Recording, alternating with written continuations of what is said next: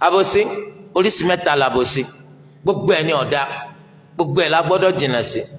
alákọ̀ọ́kọ́ wọ́n lò ní azlamu dhulm, òun làbòsí tó ga jù gbogbo àbòsí lọ, òun làbòsí tó ga jù gbogbo àbòsí lọ. òun náà ni kò gbé ẹ̀tọ́ Olúwa ẹlẹ́dàá wa kó lọ gbé fọ́kàn nínú àwọn ẹ̀dá tó dá. kí lẹ̀tọ́ Olúwa? òun náà ní ká jọ́sìn fún lónìí kan ṣoṣo, ká má ṣe fi nǹkan kan ṣorogún pẹ̀lú rẹ̀ nínú ìjọsìn. ìwọ wá ń kọ Bàtálá, ọ̀ ń kọ bàtà òòṣà, ìwọ wá ń sin Yemọja, ọ̀ ń bọ Ọ̀ṣun Òṣogbo, òòṣà Pópó, Alágẹmọ ló ń sìn. ìwọ náà ń bá wọn ṣe égún, ọ̀ ń bá wọn sọ̀rọ̀, ọ̀ ń bá wọn sin àwọn aláàlá lẹ́yìn ọ̀làwọn òòṣà kan eléyìí tó ń wárí fún, àwọn èyí tó ń gbé ká, àwọn èyí tó ń wò pa wọn ni àwọn ló ń darí ìgbésí ayé rẹ, àwọn náà ló sì ń sìn, àwọn ló ń bọ. bó o bá ti rí bẹ́ẹ̀ o ti di alábòsí ńlá, àbòsí tó ju gbogbo àbòsí. ẹ̀gbọ́n tí Luqmanu sọ, ó ní ya bunayya la tushrik billah inna ash-shirka la dhulmun adhim.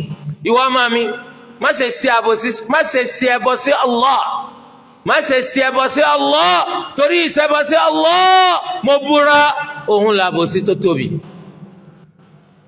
torí ẹ gbogbo abọ́gibọ̀ pẹ̀, gbogbo ẹni tí ń sin nǹkan mi yàtọ̀ sí Allah alábòsí ni yín o.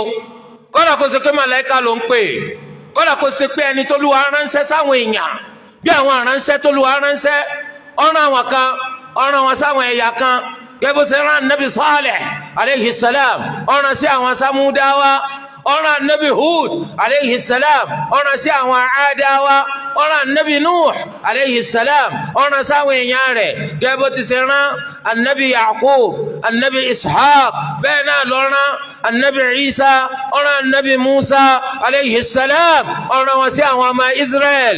ẹnikẹ́ni tó bá wá mọ́kàn nínú àwọn ànábì yìí, àwọn aránṣẹ́ yìí tó wá lò lọ́mọ sìn, olólùwà tiẹ̀, olólùgbàlà rẹ̀, màdájú kó ti ṣẹbọ sí Allah. alábòsí ńlá ni ọ, ọmọkólúwa lọ́dọ̀ ọwọ́ ń pè nǹkan mí lẹ́yìn Olúwa, ọmọkólúwa ló ń ṣoore fún ọ, ò ń dúpẹ́ fún nǹkan mí tó yàtọ̀ sólúwa, ọmọkólúwa ló ń sọ ọ̀ ń sáàdì nǹkan mí tó yàtọ̀ sólúwa.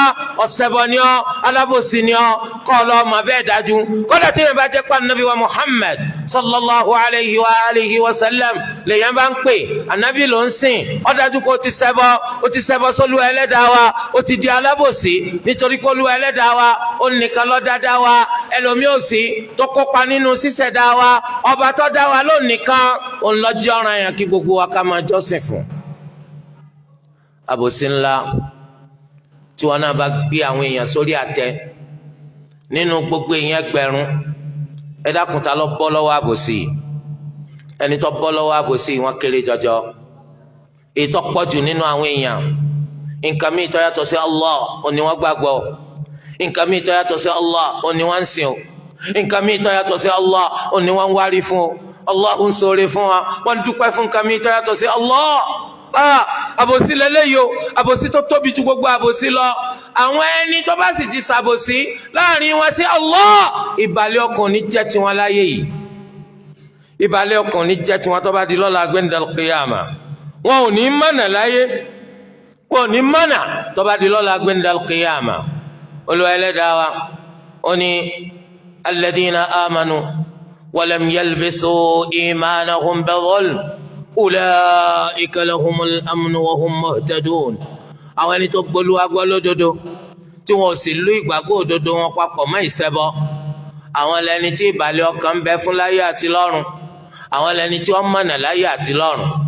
nígbà tó o bá ti da lóru papọ̀ mọ́ sápà, tó o bá ti dẹni tí ń wárí fún nǹkan mí yàtọ̀ sí Allah, tó o dẹni tí ń pè nǹkan mí yàtọ̀ sí Allah, ó ti ṣe àbòsí tó ju gbogbo àbòsí lọ. ó ti kó lójú àná, ó ti bọ́ sínú ìgbẹ́, ó ti dẹni tó ṣìnà ní ìṣìnà eléyìí tó ṣe kó jìnà. Olúwa ẹlẹ́dàá wa dákun má ṣì wá lọ́nà, Olúwa ẹlẹ́dàá wa má ṣe wá lálábòsí, má ṣe wá ní ọ̀ṣẹbọ, má ṣe wá lẹ́ni tó ṣe pé lẹ́yìn tó ti mànà tán ìní ọwọ́ á máa fìgbẹ́ ní ọmọ wa fi sọ̀nà. tala kọ̀kọ́ nu gbogbo àwọn ẹni tó ṣe pé nǹkan míì tó yàtọ̀ sí Allah lẹ́yìn ń sìn, nǹkan míì tó yàtọ̀ sí lẹ́ ń wárí fún. bọ́rọ̀ yín ti ṣe jẹ́nu o, alábòsí nìyí o, ọ̀ṣẹbọ nìyí o, àfi kẹ́ túbá. torí pé ẹbọ kò sí bí wọ́n ṣe lè sòòṣà lọ́ṣọ̀ọ́ tó, kò sí bí wọ́n ti ṣe lè pálárò tó, ẹbọ náà lẹ́bọ máa jẹ́. ìṣìnà náà lẹ́bọ̀ máa jẹ́. kódà kó ṣe pé torútọ̀sán iná lẹ́ fi ń fọ́ rere òòṣà tẹ́ ń bọ ìtẹ́ ń pè lẹ́yìn Allah ìṣìnà náà nìlànà yín ọ̀jẹ̀ àánú náà ní ìgbésẹ̀ yín ó máa já sí. ẹni tí ó bá ti sin Olúwa Ẹlẹ́dàá wa lónìí kan ní ìbámu pẹ̀lú bó ti ṣe ní ká sìn onítọ̀hún kò lè bọ́ lọ́wọ́ àbòsí ńlá yìí. torí orí pẹ́ni tó pọ̀ jù láyé wa lónìí àwọn ẹni tó ṣàbòsí ni o láàrin wọn àti Olúwa Ẹlẹ́dàá wa. àwọn ẹni tí ó máa sin Olúwa Ẹlẹ́dàá wa àwọn ló pọ̀ jù nínú àwọn ẹ̀dá.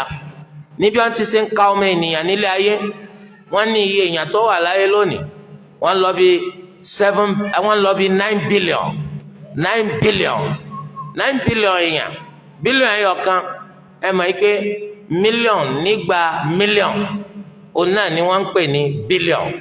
so bílíọ̀nù yẹn wá jẹ́ mẹ́sàn-án wọ́n wá ní àwọn mùsùlùmí tó wà nínú bílíọ̀nù mẹ́sàn-án yẹn àwọn jẹ́ bílíọ̀nù méjì tá bá yọ méjì kúrò nínú mẹ́sàn-án ó kù bílíọ̀nù méje bílíọ̀nù méje làwọn ẹni tí ì ṣe mùsùlùmí.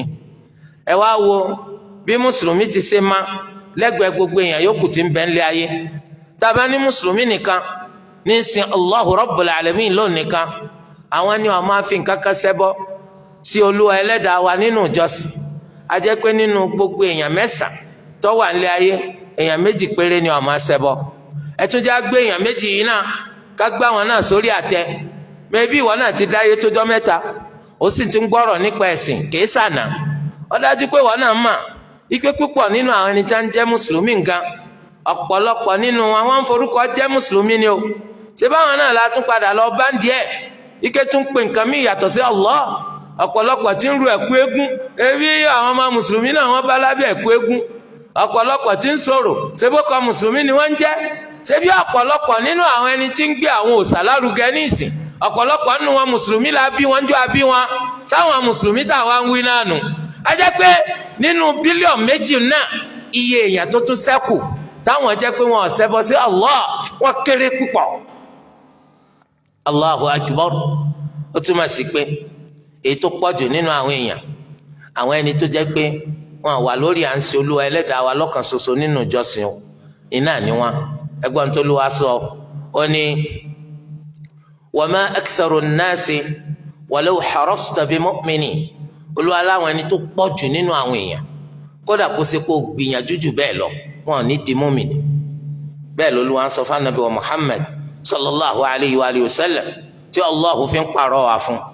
àbòsí oríṣi kejì jama òun náà ni àbòsí téèyàn ṣe síra rẹ̀ àbòsí téèyàn ṣe sẹ́mi ara rẹ̀. ìwọ lọ lẹ́mí rẹ̀ ara rẹ̀ lẹ́mí rẹ̀ wà ẹ̀mí rẹ̀ ní bẹ lára rẹ̀ tá à ń fi bọ́ sọ̀rọ̀ ẹ̀mí rẹ̀ ní bẹ lára rẹ̀ tí wọn náà fi ń sọ̀rọ̀ ẹ̀mí rẹ̀ ní bẹ lára rẹ̀ tó ń fi pè ọ́ láláyè ẹ̀mí rẹ̀ ní bẹ lára rẹ̀ tí wọn fi lọ gbé ọ sí ẹ̀mí tí ń bẹ lára rẹ̀ ǹjọ́ jẹ́ mọ̀ pé ó lè ṣàbòsí sí ẹ̀mí tó ṣe pé àtòun àtara rẹ̀ ni wọ́n jọ wà tó mọ̀ pé ó lè ṣàbòsí sí bí kọjá pé ẹ̀tọ́ ẹ̀mí rẹ̀ ó fẹ́mi rẹ̀ lẹ́tọ̀ọ́ rẹ̀ ẹ̀mí rẹ̀ ẹ̀tọ́ rẹ̀ ní kó jọ́sìn fún Olúwa Ẹlẹ́dàá wa kó má fi nǹkan kan ṣorogún pẹ̀lú Allah nínú ìjọsìn.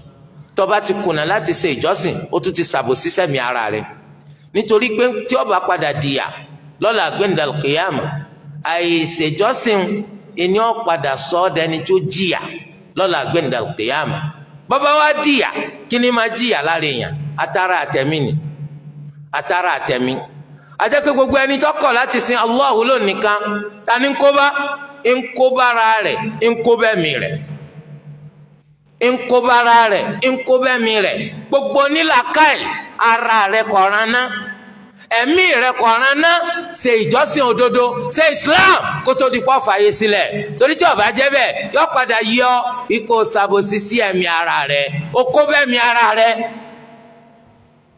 níta sì mà òun náà ní pé gbogbo alára máa fẹ́ràn ara rẹ̀ ju ara míì lọ gbogbo èèyàn máa fẹ́ràn ara rẹ̀ ju ẹlòmíì lọ kí ló wá jẹ́ yó tó fi wá jẹ́ pé wọ́n ló kó bára rẹ̀ wọ́n ló kó bára rẹ̀ tó fi wá dẹ́ni ìyà abẹ́olú Ẹlẹ́dàá kọ́mọ́sí wá lẹ́ni ìyà